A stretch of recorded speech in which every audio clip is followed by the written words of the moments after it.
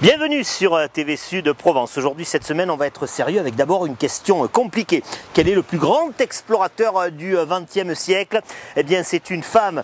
Elle s'appelle Alexandra Davinel. Une vie assez incroyable. Elle a été chanteuse d'opéra, féministe, bouddhiste. Et puis, ça a été l'exploratrice que l'on connaît. Elle a traversé maintes fois le Tibet. C'est aussi un écrivain assez incroyable. Alexandra Davinel, qui est remise au goût du jour dans la lumière de l'actualité avec la sortie de cette BD signée Fred Campoy et Mathieu Blanchot et inspirée d'un livre qu'a écrit la secrétaire personnelle d'Alexandra Davinel, celle que l'on surnomme Tortue. Pourquoi Tortue? Vous allez comprendre dans quelques instants. Et puisque vous voyez derrière moi, c'est la maison d'Alexandra Davinel, puisque l'exploratrice a vécu dans les Alpes de Haute-Provence, à Digne-les-Bains. Cette maison, c'est aujourd'hui encore un musée que vous pouvez visiter. Cap sur Alexandra Davinel, c'est parti.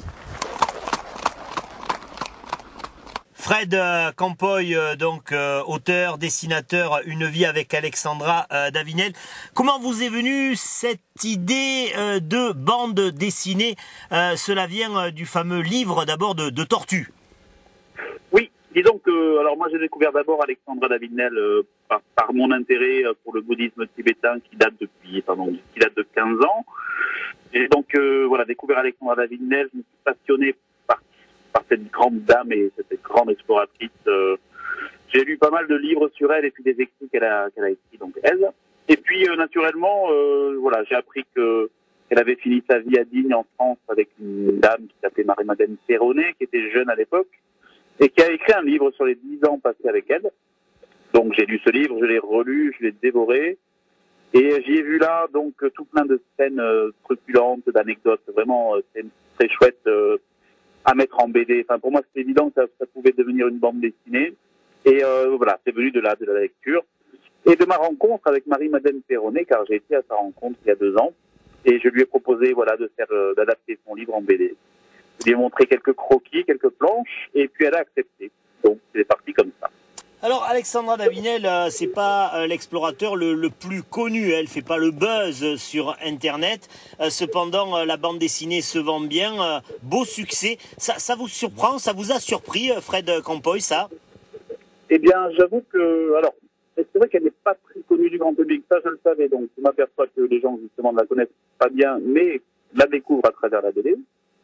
Et le succès, c'est vrai qu'on est en rupture de stock au bout de 10 jours de sortie, c'est assez étonnant. Alors ça, c'est toujours surprenant. Hein. Un début de succès, en tout cas, on ne s'y attend jamais trop. Alors si je dois être honnête, je dirais que on a quand même essayé de faire au mieux avec mon co-auteur pour faire des belles planches, des belles couleurs et des belles scènes. Donc quelque part, j'espérais ce succès, enfin ce début de succès, j'ai imaginé que ça pouvait arriver. Parce qu'on y a mis tout ce qu'il fallait pour que ça marche. Donc c'est à la fois une surprise et puis quelque part ouais, une reconnaissance de tout ce travail, quoi. Une vie avec Alexandra Davinel, livre 1, cela laisse présager, Fred Campoy, qu'il y aura un deuxième volet. Oui, tout à fait. C'est prévu donc pour le début février 2017. J'ai déjà réalisé 30 pages, là, donc c'est bien parti. Et il y aura d'ailleurs une grande expo au musée Guimet à Paris sur Alexandra Davinel, donc sur des objets qu'elle a ramenés, donc du Népal, du Tibet, du Himalaya, des photos, des lettres manuscrites et justement des planches de bande dessinée, des dessins originaux qui seront mélangés avec l'expo. Donc pour la sortie du tome 2, février 2017, il y aura vraiment pas mal de choses qui vont se faire. Et voilà, ça va être vraiment chouette. Merci Fred Campoy d'avoir répondu à nos questions et puis évidemment on espère vous retrouver sur TV Sud Provence puisque comme vous venez de l'annoncer, mais c'était prévu par le titre, il y aura un tome 2. Merci Fred Campoy. Merci à vous, merci beaucoup.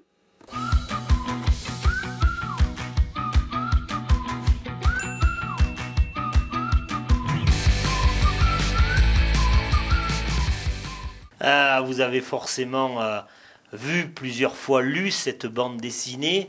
Qu'est-ce qui vous plaît là-dedans? Ben, tout. C'est ma vie, c'est toute ma vie. Tout, il a très bien travaillé. Le dessinateur est formidable. Davinel, il a campé la maison aussi. Il a photographié Alexandra de la maison à la perfection. Mais Alexandra, il n'y a pas de photo d'elle avec ses cannes, etc. Il l'a fait admirablement.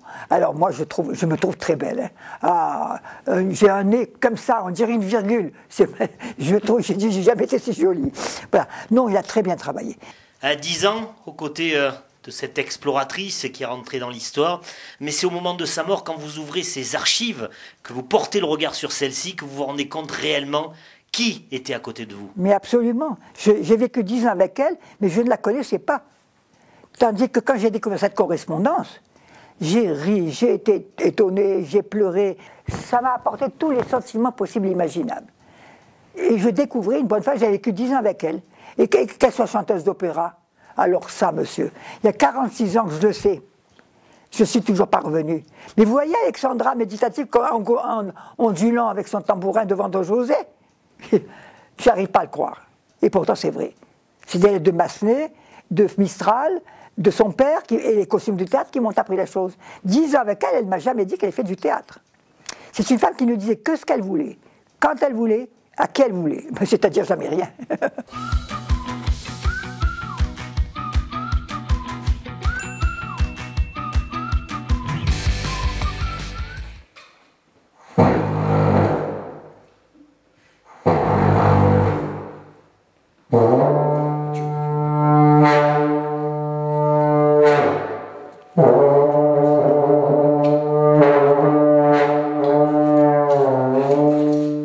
Alexandra Davinel, féministe, son comportement d'exploratrice, c'est à cette époque-là plutôt pour un homme. Et pourtant, il y a un homme dans sa vie, de leur rencontre jusqu'à la fin, puisqu'il pense à elle lorsqu'il va mourir. C'est celui qu'elle a épousé. Bon, au début, ça a été un cauchemar pour elle. Mais cette relation-là, elle est là tout le temps. C'est une relation très très particulière. Alexandra a rencontré Philippe Nel alors qu'elle chantait l'opéra. Et ce monsieur, elle l'a trouvé très beau. D'ailleurs, elle le dit dans ses correspondances. J'ai trouvé que tu étais un très bel objet. Et lui, il lui a répondu, ma note première a été caractère épouvantable. Donc, ils se sont rencontrés. Lui a pensé mater cette femme avec un ego assez surdimensionné, avec un caractère incroyable. Et elle a cru pouvoir aussi mater cet homme qui finalement était libre. Et là, elle s'est dit que finalement, elle pourrait rencontrer un homme libre qui la laisserait libre de ses actions. Et ils se sont mariés 4 ans après leur rencontre. Et immédiatement, elle a regretté le mariage. Elle était anti-mariage.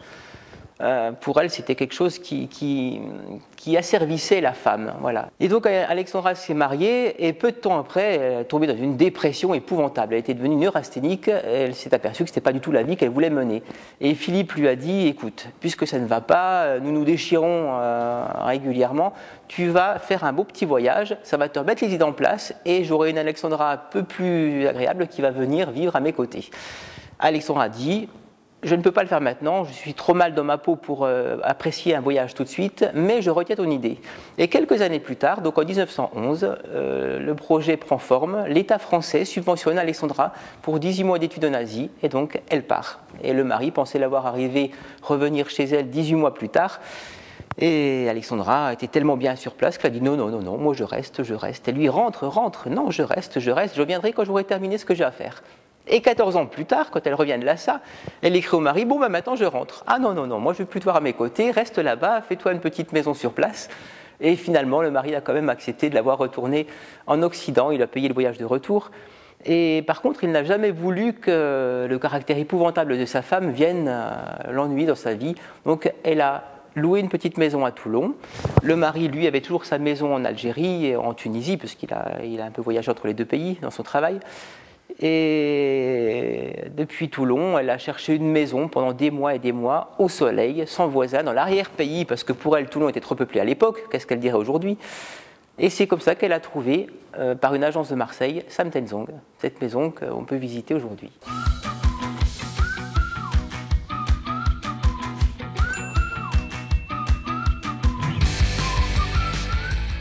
Je suis un homme et j'ai toujours un peu peur quand je viens visiter la maison d'Alexandra Davinel. Quelle était sa relation avec les hommes? Son mari lui écrit en dernier, lui dit « tu es parmi les personnes » alors qu'il ne l'a pas vue depuis des années. Oui, des mais années. monsieur, pourquoi vous visitez la maison? Pourquoi on s'intéresse à Davinel? Parce qu'elle est un cas hors norme.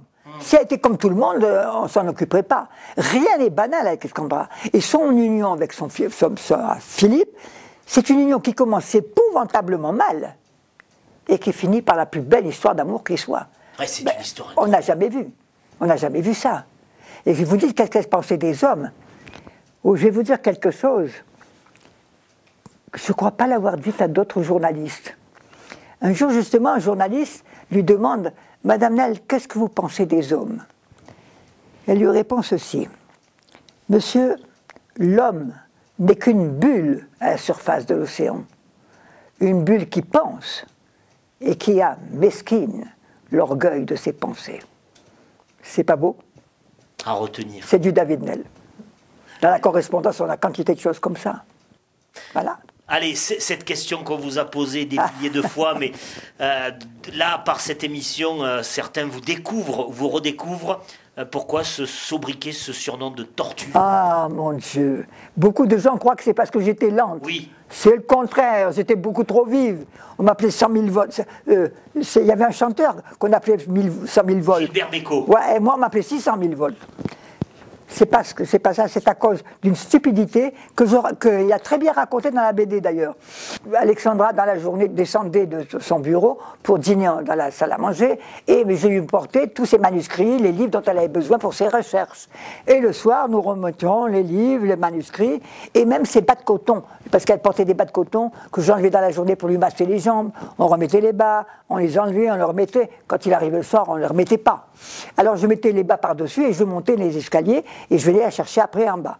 Et un jour, pendant que j'étais en train de ranger son lit, j'entends « Oh, mais Marie-Madeleine, viens vite, nous avons une tortue dans la maison. Prends-la et mets-la dans une caisse, donne-lui une feuille de salade. » Alors moi, j'ai dit « Bonté divine, pas contente d'avoir à nourrir tous les chats, les chiens du quartier et les oiseaux du bon Dieu, il me manquait qu'une tortue. » Et par le balcon, c'était très noir.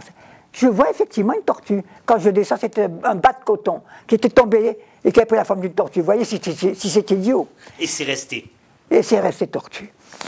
D'ailleurs, devant mon père, que la première fois qu'elle m'a appelé tortue, mon père dit tortue. Tordu, oui. Eh bien, on vous remercie de nous avoir accordé autant de temps et avec autant de qualité. Merci. Si vous êtes content de ce que j'ai dit, je ne sais pas, mais enfin, ça... On est très content. Ah oui? Eh bien, vous n'êtes pas difficile.